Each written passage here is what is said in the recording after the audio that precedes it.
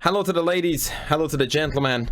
Welcome back to book recommendation, Tiermaker, fun stuff, talk chess books, all that shebang is happening now. Second chapter. I'm trying to make this Tiermaker in a way that I'm basically creating different knowledge groups, knowledge levels, and I try to marry the correct bunch of books with them, and it's a really difficult task, a really enjoyable one on the other hand too, but it's quite tough to actually allocate books to certain rating range. And on that note, I'm going to start with rectifying a massive mistake, a tremendous mistake I've made in the previous one, where I put Chereshevsky's Endgame book on the list in general instead of just putting it in the great stuff but not yet. A beginner has nothing to do with that type of book. It's really hard for a starter or outer. On the other hand, if you look at the rating range that I'm trying to cover now, and I should have started with that, which is starting, let's say, about 1700, and we are going up, I really want to make it wide for two reasons. Because it allows me to put a lot of books together despite of their fairly different level, but it also allows me to be a little bit flexible. So no matter what, Chereshevsky Endgame technique is definitely not a starter or outer book pack. For that, you have the 100 games you must know and Silmon's Endgame course done dusted. You don't need anything beyond that. Endgame strategy by Chereshevsky is going to come into the second part of our chess journey, 1700 to 2200 somewhere. I wanted to do two books at least on tactics, and I'm going to show you here three books, and they are going to be all very interesting on their own right. I'm going to start with Forcing Chess Moves, Charles Hareton's book. Hard to forget once you see this dude because of the bicep. So yeah, it's a very epic cover. A really interesting book. The structure of it is quite interesting. The way how it's laid out is that it actually shows you a fair number of puzzles in the beginning of each chapter with solutions, and it talks you through a lot of them actually, and then in the end of each chapter it then asks you a few test examples, which I can't find now. Wow, chapter 2 is huge. Which looks like this. What I found not so great about the book is that the discussed examples way too heavily outweigh the testable examples. Like that chapter 2 was about 40 pages, and all we get is 4 puzzles to solve. So that discrepancy, in my opinion, is not great, but the actual games and the content, the selected material of this book still, in my opinion, rates it somewhere between the excellent stuff and the worth its weight in gold. I have a different cover here. For the time being, I'm going to put it in the excellent stuff, and I have a reason for that. And that is because now I'm going to get to the most controversial book of the batch, and I really am sorry for me moving a lot during this video, but I actually managed to get every single book that I am recording. Sorry about that too. Here. And so I have got a book part that I can't even show on the camera, and so I don't have them in order.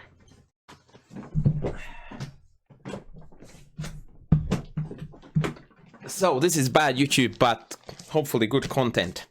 The next book is going to be something that I love and I hate, and that is Chess Middle Games by Laszlo Polgar, the father of the Polgar sisters. When I say I love this book and I hate this book, just to clarify, I'm putting it right there, right now. This is an amazingly awesome book to work through. What this book doesn't have in terms of tactical middle game themes in puzzles, it doesn't exist. The reason why I hate the book is because it's enormous. Like, it's difficult to hold. It is a book of a size that is very hard to work with, like physically. Like, you can't just lay it down on the table and go through it, or if you do, it basically covers 2/3 of your table. So it's actually an annoying book to deal with. But if you figure out the logistics of that, it is absolutely tremendously great. Now, the other downside of this book is that it's difficult to study alone because it has 0 words. And I did tell you that I don't like books that have no words in them, no explanations, nothing. All it is, white to move, black to move, figure out. And then you check in the end, and that's it. Now, to go through this without a coach can be very beneficial, but with a coach is exponentially better. Unless you are really, really good at learning chess in general. So this is an absolutely fabulous collection, really awesomely set up by themes. So you go sack on h7, sack on g7, sack on f7, attack the short castled king, attack the long castled king, d5 breakthrough, isolated pawn, you name it, it's in here. It's an absolutely amazing collection of examples, really, really good stuff. And I can't recommend it enough, but once again, be prepared. It's a tricky book to maneuver around, literally. And so, still staying with tactics. No, we're not going to stay with tactics. Going on to more generic stuff. How to reassess your chess. This is basically a book that I would recommend to start learning on the early part of your journey. So this is more of the 1700 than the 2200, but a really, really brilliant work. And it's by no accident that we have come across Jeremy Silman's name for the upteenth time in this 2 videos now. Really, really good author. Everything he does is pure gold. So how to reassess your chess. Do I have it down here? Haha, here we go. It's going to go to, yeah, let's put it up here for the time being. I tend to say a lot of very nice things about a lot of books, but I also quite intentionally assembled for this as well as for the previous one, by the way, mostly books that I really like, because there is, I think, far more value in me making a video that gives you lots of good recommendations rather than, you know, talking about books in a very negative fashion. Now, I did tell you that it's a great idea to look at books as a beginner that discusses games of a certain person and follow them throughout their career. Now, for that, I have got an amazing book to recommend you as a next step in that same genre. And that book is my fellow countryman Pa Benko, who was born in Hungary and lived a fair chunk of his life in Hungary. His life, games, and compositions. An absolutely fabulous read, a really amazing book, tells the whole story of his life, a really, really fascinating life story for starters. Lots of games very thoroughly analyzed. And then there are even compositions in the book in the end. Can't recommend it enough. An absolutely great book. On this note, not long ago, Judith Polgar came up with a book, which is actually 3 books. She wrote it together with Mihail Marin, the Romanian grandmaster, about her life Endgames. Equally great. I didn't chuck it in this, but I just wanted to mention that obviously my choices are not the only one. This book is absolutely magnificent. All right. I definitely chuck this up here. Okay, here is something that I have an opinion on in this book that I'm going to show you, which kind of revolves. Like, sometimes I think it's brilliant, sometimes I think here and there it's missing the mark. Nonetheless, I very highly recommend you to engage with Ivan Sokolov's Winning Chess Middle Games. The reason why I did recommend very highly this book to you, because he actually structures the books based on pawn structures a fair bit, which is really, really important. And also because he shows you full games from the get-go till the end. This is going to be a book that teaches you a very important concept that I talked about in my previous YouTube video, and that is is this utter nonsense that I don't want to study openings first, I want to be good at middle games and then games first. You can't study middle games without studying openings. As simple as that, end of story. And this book is going to teach you that lesson really well, because almost all the games he analyzes, he explains the openings and how they flow into the type of middle game that he's talking about. The reason why I am feeling a bit iffy, because I feel like this book could have been a bit beefier by adding quite a few more games and discussing several other pawn structures that actually didn't get discussed in this book. For this reason, I'm only going to put Sokolov's book in the excellent stuff. And that's gone. Now, I have picked up a book that has been a big topic of discussions on Facebook, book collectors, chess learners. Actually, that's where I came across it most, on social media as a topic of discussion. And so I thought I would bring it up here for you. And that is another masterpiece, Positional Decision Making in Chess by Boris Gelfand and Jacob Agard. Gelfand wrote the book and Agard edited it and sent questions back to Gelfand and so on. It is an incredibly great book and it's very difficult. I don't want to sound like, you know, I am the boss here, but I went through these games, quite a few of them, and I felt like this guy is so out of my league that I do understand every single thing he says, and I still don't think that I would reproduce the same moves in a game based on the arguments he's using there. So long story short, very tough, very deep. I think this is too soon. I think that this is a great book for you when you are approaching International Master and beyond. And I'm dead serious. That said, it's not necessarily wasted time if you engage with this, but maybe other books would be probably more beneficial for you at that time if you want to study games analyzed from start to end, just like the Benku one for starters. Okay. A very tough topic, endgames. And there will be a lot that I'm going to discuss with you here. Where should we start? Let's start with two amazingly cool books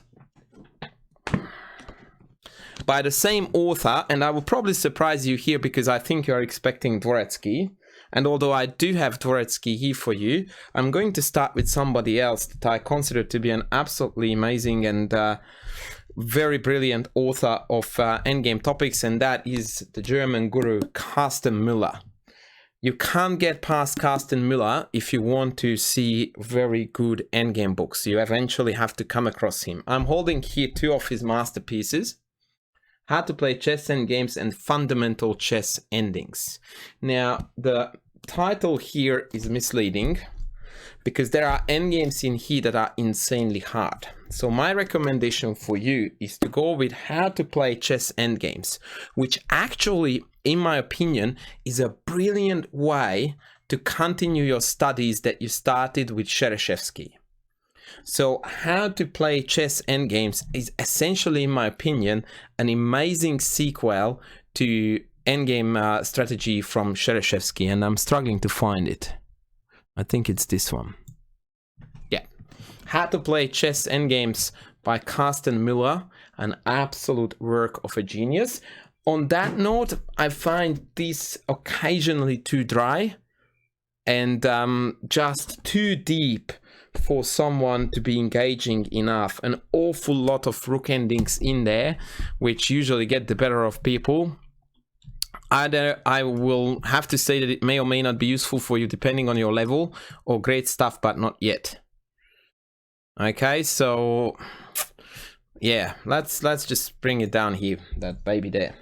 Okay, continuing with endgames. Everyone is raving about Dvoretsky's endgame manual, and to be perfectly honest with you, whilst I do think that Dvoretsky's endgame manual is a brilliant book, I think that these two, the Endgame Strategy by Chereshevsky and Carsten Müller's How to Play Chess Endgames, actually will teach you better endgame habits than the ones you can pick up from Dvoretsky's endgame manual, which the reason why I have got a bit of a misgiving about Dvoretsky's book is because the difficulty of the positions presented in his book range so widely from rather easy to extremely complex that it's hard to always hit the mark.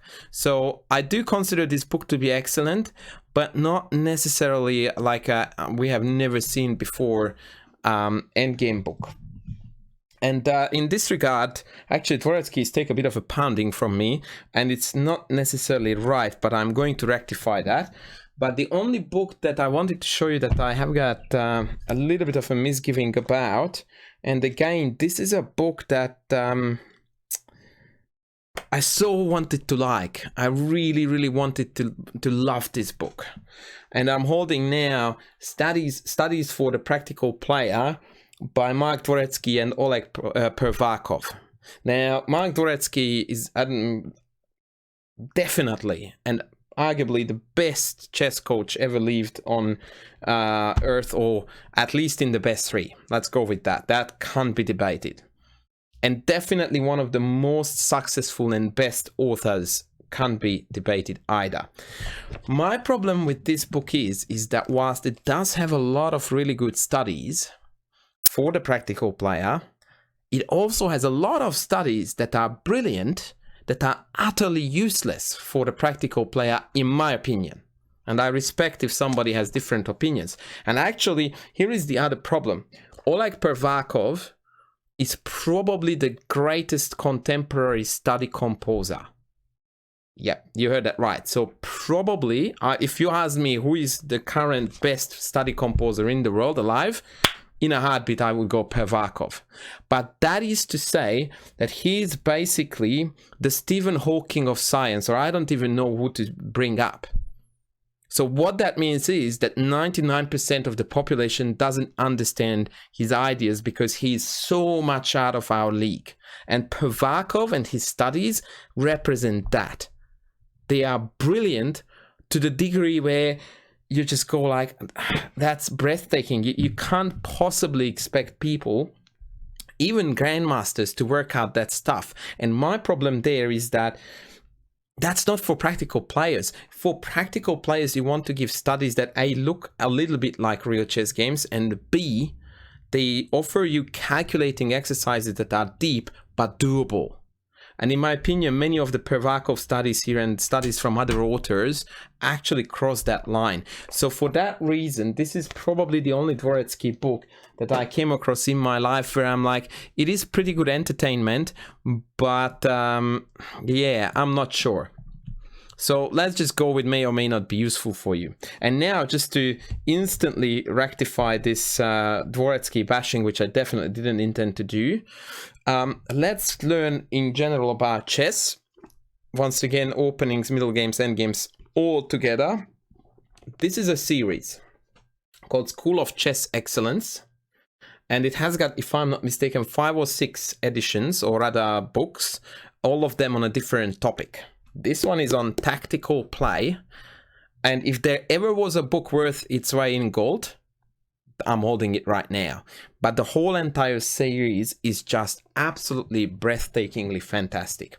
This is one of the quite few books on this list that I would recommend you to start on page 1 and just go through the whole lot.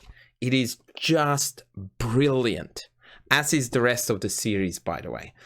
Can't recommend it enough, and I'm going to leave it right beside me because I'm going to come back to a question that was raised on my channel earlier on about how to study books and how to use books, and I'm going to model that with that.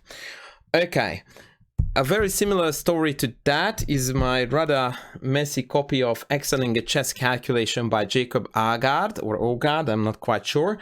The reason why I brought this book up is because unlike the Forcing Chess Move 1, this one actually has a fair bit to offer to you on the explanation side, but then it has got also a large number of problems to solve, or rather puzzles in the end.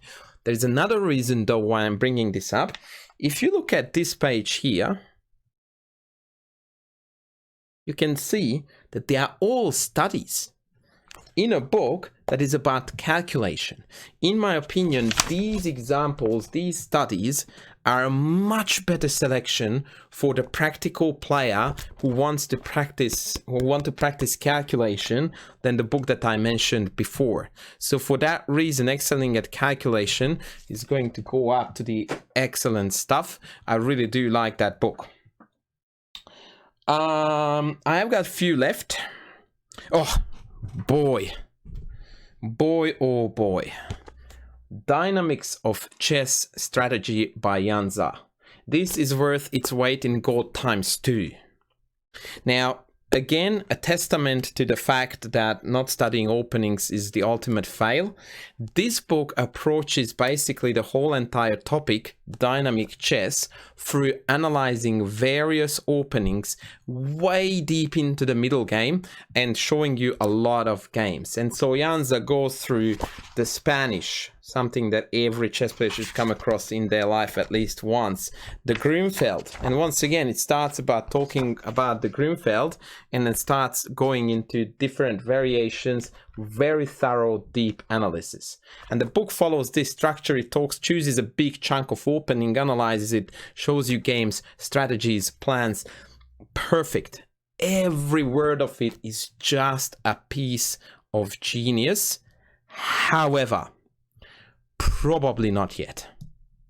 I would say that the best value you get out of this book, again, is when you are approaching 2200-2300 FIDE IM level, thereabouts. But keep this book in mind because it is an absolute goldmine, even if you don't play those openings.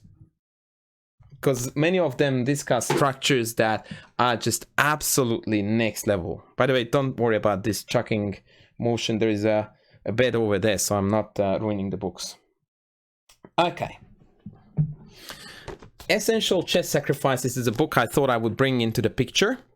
And when I come to this book, I would like to mention to you that you may have noticed that the vast majority of the books I'm showing you are coming from 2 to 3 to 4 publishers at the most. And so what that could indicate is that there are certain publishers out there who regularly put out quality content, and quality is a beautiful pun here to drop because Quality Chess is one of them. Gambit is another one. These two are definitely, and Everyman Chess as well, they are definitely book publishers that hardly ever go wrong. And so that's another hint for you when you're looking out for books, that you look at these publishers and they are very widely known for regularly putting out quality content. Now, Essential Chess Sacrifices is basically a mini version of the Polgar book. It picks up about 10, 12 topics. Sacrifices on E6. Knight leap, knight sacrifices on F5. Other knight F5, knight F5 sacks. Knight takes F7 sacrifices. Knight takes G7 sacrifices, and so on. So it goes through a limited number of topics, but analyzes them very thoroughly. So if you are one of those people who really work well with pattern recognition, that book there is quite good for you. Once again, it has rather narrow offerings in terms of few topics, few motifs, but those motifs are rather well discussed. And if I'm not mistaken, I thought I'm left with very few as I look down, but there is more here. Ooh, I forgot to bring in my modern masterpieces. Bugger. Anyway, I will just talk about it without going too deeply into anything, and that's another magnificent book. It's Igor Stoll's Modern Chess Masterpieces. And again, if you remember, in the previous video, I offered you a book called Understanding Chess Move by Move, another Gambit book, by the way, by John Nunn. And this is basically, again, a perfect sequel. Again, a bunch of books, in fact 50 selected books from the top end of the chess world, very thoroughly analyzed by a very well established, worldwide known and recognized author, the Slovakian GM Igor Stoll. Absolutely awesome book from cover to cover perfection. So that's that. I think that's the other Ogard book, which is the positional chess. I quite like that one too, although I rate that book a little bit lower than excelling at calculation. Modern chess, or rather, chess strategy in action is a book that, again, I recommend you to do on the very tail end of this rating range of 1700 to 2200. This is a book you don't necessarily want to touch before 2200. In fact, I'm going to recommend that you get into this later. I tell you why. This book is basically an amazing selection of exceptions. It wasn't intended to be written like that, but the vast majority of this book is basically showing you exceptions to the generic rules and chess principles we follow, and how modern chess often overrides these principles. I am a believer that first those principles need to be very firmly established before we start breaking them. And so I recommend that you get into this later, but it's a hugely entertaining and very fun book. And with this, two very, very heavily debated books will come up last. One, Nimzowitsch, My System. I actually don't have a copy of this, and it's a hot debate and a hot topic whether it's a good book or not, because most chess coaches go like, you can't become a chess player if you don't read My System. I wouldn't go as far as that, but I also think it's a brilliant book. It teaches very basic positional concepts, for which reason actually I even would consider throwing that book back into the previous tier, or rather the previous rating range. But nonetheless, I do think that you need to read this book. I was no more than 16 when I was read it, and I really liked it. So what that means to me is that it's not a hard read, neither chess nor language-wise, and so yeah, classics need to be known. I'm a big believer of that, and this is a textbook case of a classic. And the last one is a very interesting book by the hugely entertaining and very, very educated Jonathan Rosson, or I don't know how to pronounce it. I heard him say it and I still don't know. The Scottish GM has written a number of chess books. All of them are very popular. And I'm very torn to talk about this because it's a lovely book. I really enjoyed reading it, but I figured out when I finished this book that I enjoyed it more as a book than as a chess book, if that makes sense. I don't think that having read this book made me a much better, or if at all, better player than what I was. But I had tremendous fun going through the concepts he discusses in this book. I think that it is way too philosophical, which is hardly surprising because I think he actually has a university degree in philosophy, and very often far-fetched for my liking. I really like practicality in chess, and I think that this often loses touch with reality, and it goes into a little bit too far with philosophical thinking. It's a brilliant book to read, but I don't really think that this is a book that will make you a better player. If you want to read something hugely entertaining, I definitely recommend this. If you want to do something that will definitely improve your chess, probably give this a miss. And so 7 deadly chess sins will go into the may or may not be useful. And now I have a few minutes still to talk to you about the how. And this is actually a very, very good question. Most books are well enough written, so that well written enough, so that you can trust the author, open up on page 1 and go through the whole book. In my opinion, unless you are doing a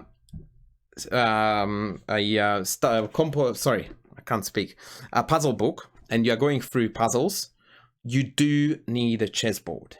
So the method is that you grab your book, you put it down, you have your chessboard here, and you play out the moves from the book.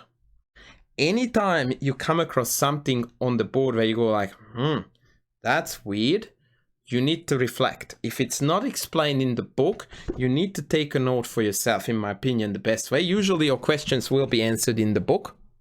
If not, You take a note of yourself, you discuss it with coach, you potentially feed it to the engine, may not give you an answer, it depends on your luck, you go on. And that is it. Now, it is super important, and as a kid I used to cheat a lot on this, and I do regret that when you come across an extremely thoroughly analyzed game, which is a feature Dvoretsky often offers to you, and there are like full pages of analysis instead of the main game, you do play through that. Not just like, oh yeah, nah, too long, can't be bothered. No, the whole point of these books is they provide you that analysis, so you play through the analysis.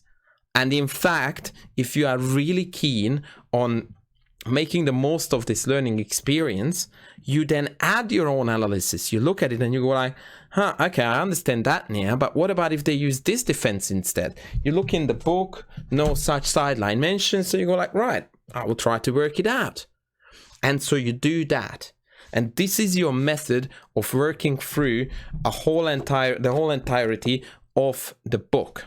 And the vast majority of books I'm recommending you here are such that you can actually just go from cover to cover. And there is not really a reason for you to alter the order and jump forward and come back later. It's very important that you play out every single line. You do it on a chessboard and you take notes if you deem it necessary. You are your own boss, you know if you understand what's going on or not. And so that is the way I recommend you to do books, and really the more the merrier. I learned an awful lot in my life from chess books. I just inhaled them. As soon as I saw a new book, I would go forward to it, and yeah, I wouldn't stop. I really, really loved and still do love chess books, and I go through a lot of them.